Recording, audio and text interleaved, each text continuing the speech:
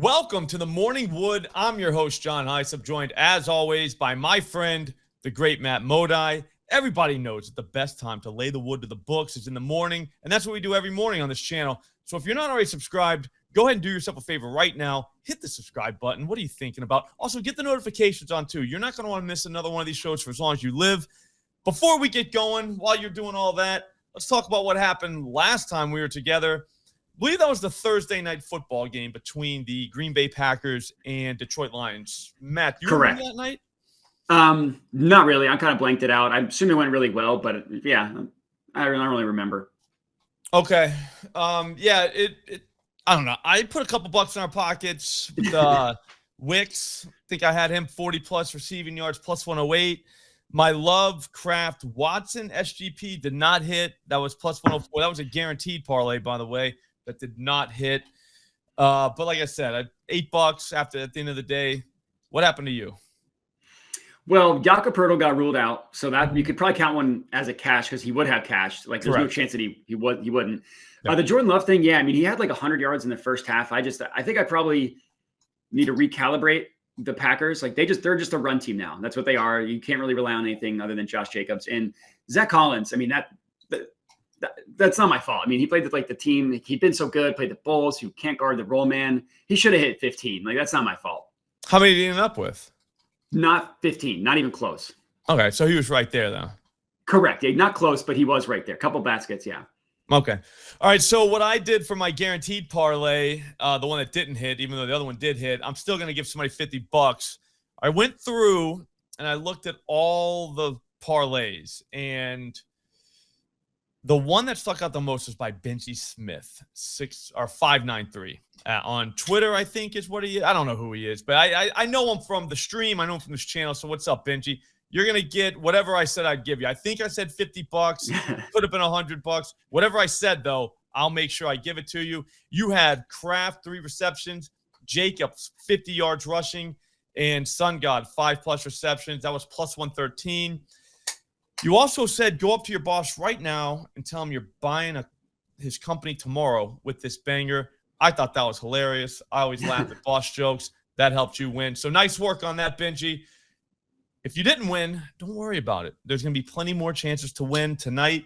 Let's go with you first, Matt Modi. Tell the people what they got. Yeah, so we're going to go all Monday Night Football tonight. NBA has one game. I don't really like the game that much, so we're just sticking with Monday Night Football.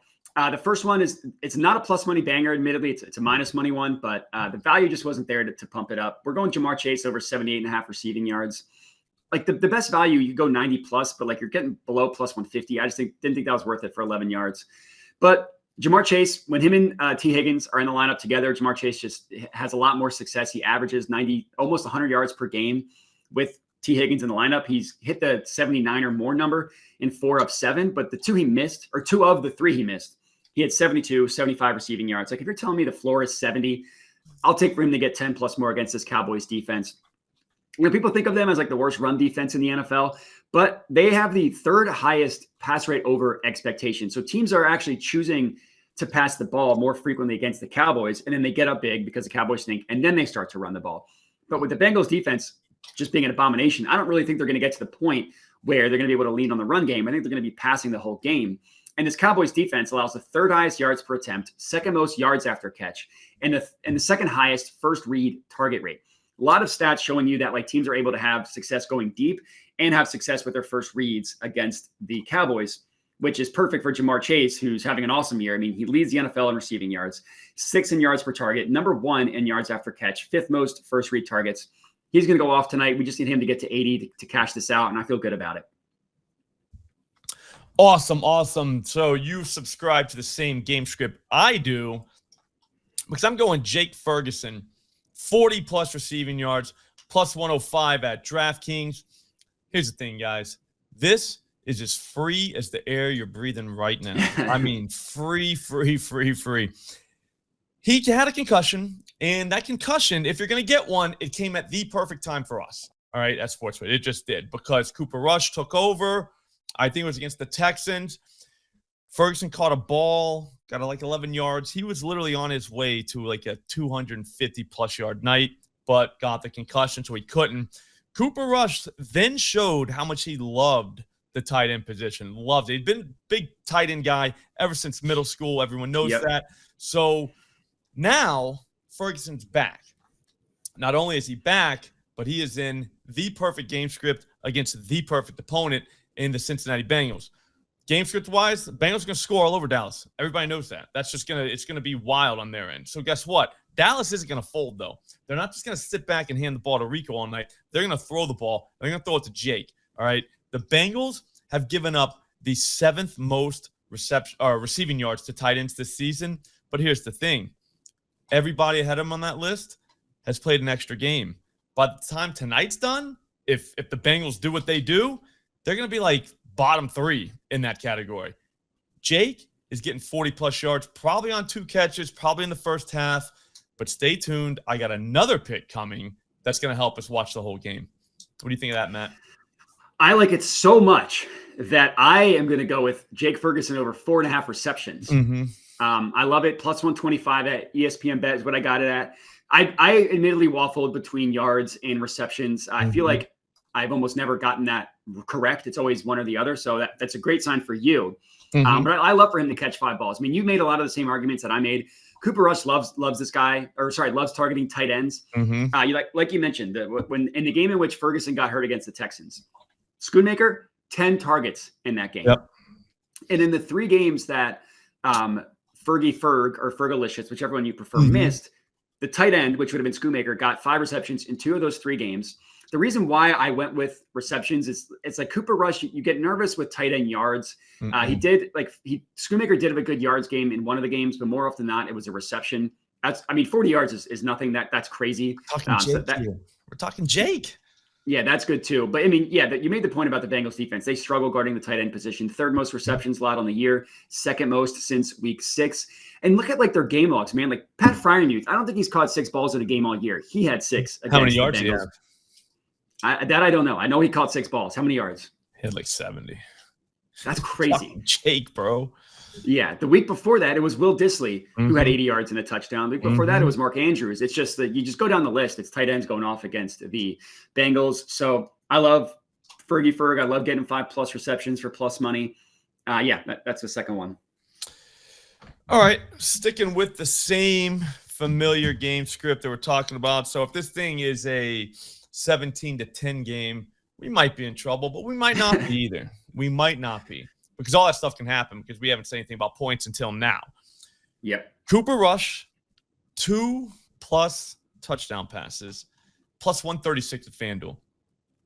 This price is crazy. All right, this price is ridiculous. If whoever made this line, I'm dead serious, I'd fire him immediately on the spot just to prove a point. You know what I mean? I'm not a big fire somebody person, but this person needs to be made an example of, because this is horrible. For starters, the last 3 weeks, everybody gets this against the Bengals, and like way more than this. All right. Last week, Russell Wilson went 400+. We're talking Russell Wilson. All right.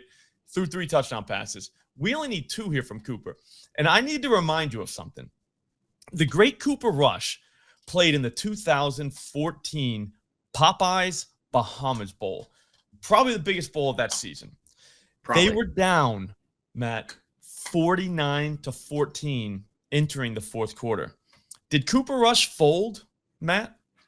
No, he did not. It was super windy that day too, so it was even harder. Cooper Rush threw 5 touchdown passes in the 4th quarter, his 7th for the game. All right, 5, Matt, in the 4th quarter. The only reason they lost was because they went for 2 at the end, like men. They just didn't get it. They were tired from running up and down the field on those dudes, and that's what happened. But my point is, if he threw 7 in the Popeyes Bahamas Bowl in 2014, you'll think you throw 2 against the Bengals tonight?